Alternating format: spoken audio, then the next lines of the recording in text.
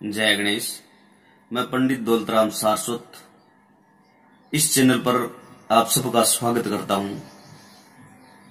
आज मैं कुंडली देखने के जो सूत्र है वो बताऊंगा। इन सूत्रों से आपको कुंडली देखने में बहुत आसानी रहेगी। पहला सूत्र, जो ग्रह सूर्य के पास में बैठा हो, सूर्य के नजदीक हो, या जितने अंश का सूर्य है उतने अंश के वो ग्रह है, तो वो ग्रह पूर्णतः से अस्त माने जाएंगे। जैसे सूर्य अगर 5 अंश का है और भी ग्रह 5 या 6, 7 अंश के हैं, तो वो सूर्य से अस्त हो जाते हैं। और सूर्य से अगर 8 अंश की दूरी पर है, सूर्य से 8 अंश की दूरी पर है, तो वो आधा अस्त माना जाएगा। और 15 अंश की दूरी पे है तो वो पूर्णतः से उदित माना जाता है।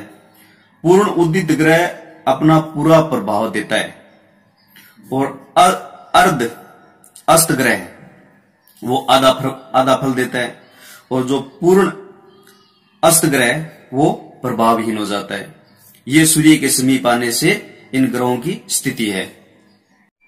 दूसरा सूत्र, केंद्र भाव में बैठे हुए ग्रह अधिक बलशाली होते हैं। केंद्र भाव कौन कौन से हैं? पहला, चौथा, 7वां और 10वां। यदि स्व क्षेत्रीय हो, इन केंद्रों में अगर स्व क्षेत्रीय होकर बैठ जाते हैं तो वह पूर्ण फल देते हैं, और अगर मित्र क्षेत्रीय हो तो इसे थोड़ा कम देते हैं, और शत्रु क्षेत्रीय होकर अगर बैठ जाए तो वो आधा फल देते हैं।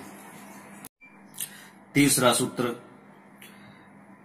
सूत्र यह है, दूसरे भाव में और 11वें भाव में बैठे हुए ग्रह धन की वृद्धि करते हैं। अगर सही स्थिति में हो तो धन की वृद्धि करते हैं, क्योंकि दूसरा भाव और 11वां भाव धन का है। 11वां भाव आय का है और दूसरा भाव धन का है। चौथा सूत्र है कि केंद्र के स्वामी पाप ग्रह हो तो शुभ फल देते हैं। पहला, चौथा, 7वां और 10वां, इनको केंद्र बोला गया है। इनमें कोई पाप ग्रह बैठे हो तो वो शुभ फल देते हैं। शुभ फल तभी देते हैं जब वह त्रिकोणेश भी हो। जैसे अगर वृक्ष लगन की कुंडली है, वृक्ष मिथुन, कर्क, सिंह, कन्या, तुला, वृश्चिक, धनु, मकर, कुंभ, मीन और मेष, तो यहां पे अगर 10वें भाव में शनि बैठ गया तो शुभ फल देगा, क्योंकि ये त्रिकोणेश भी है। 9वां भाव त्रिकोणेश बोला गया है, 9वें भाव का मालिक है, और 10वें भाव में बैठ गया, स्वगृह हो गया और त्रिकोणेश भी हो गया।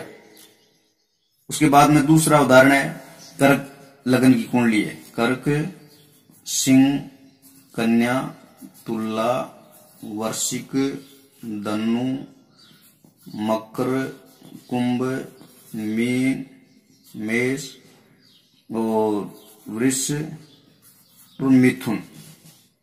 अगर यहां पे मंगल बैठ गया तो वो शुभ फल देगा, क्यों त्रिकोणेश भी हो गया और केंद्रेश भी हो गया।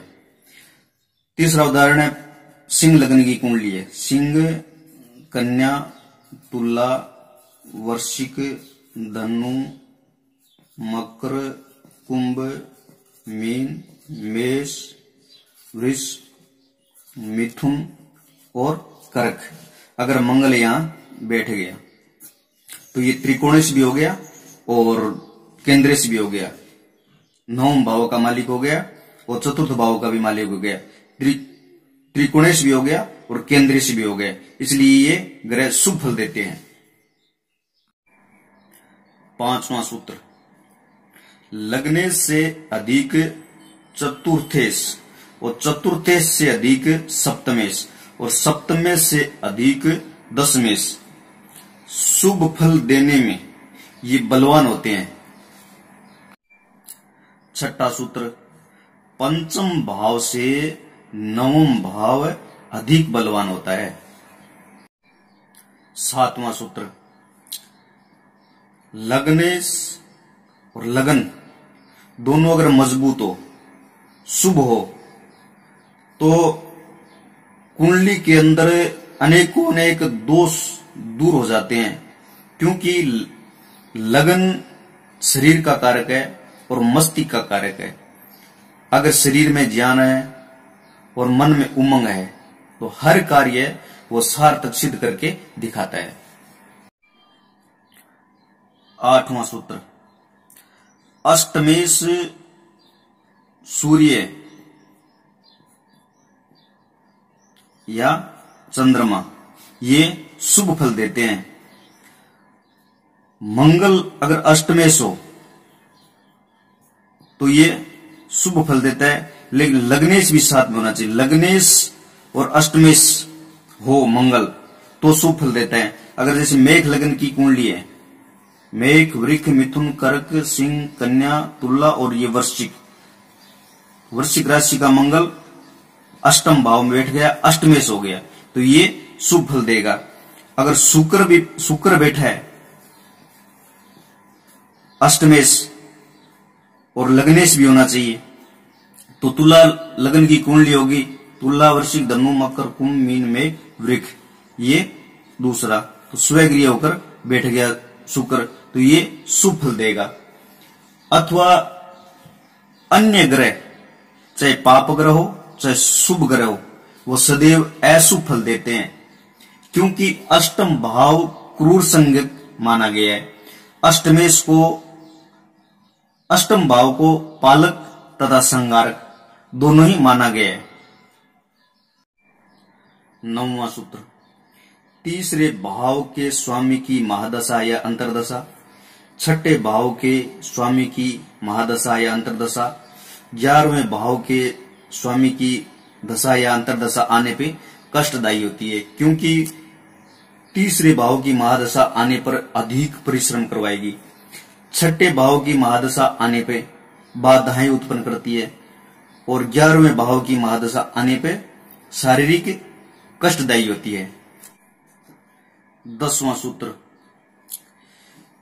तीसरे भाव से छठा भाव, तीसरे भाव से छठा भाव हो गया 8वां भाव, और 8वें भाव से 11वां भाव, 8वें भाव से 11वां भाव हो गया ये छठा भाव। इन भावों के स्वामी अधिक अशुभ फल देते हैं। 11वां सूत्र, केंद्रेश के शुभ फल का परिणाम परिश्रम के बाद ही प्राप्त होता है। त्रिकोणेश का शुभ परिणाम बिना परिश्रम के ही सफलतापूर्वक मिलता है। आज हमने कुंडली देखने के सूत्रों से संबंधित जानकारी प्राप्त करी, और ये जानकारी आपको कैसी लगी अपनी राय जरूर देना, और इस चैनल को सब्सक्राइब जरूर करना, ताकि आने वाला वीडियो आप तक पहुंच सके। जय गणेश।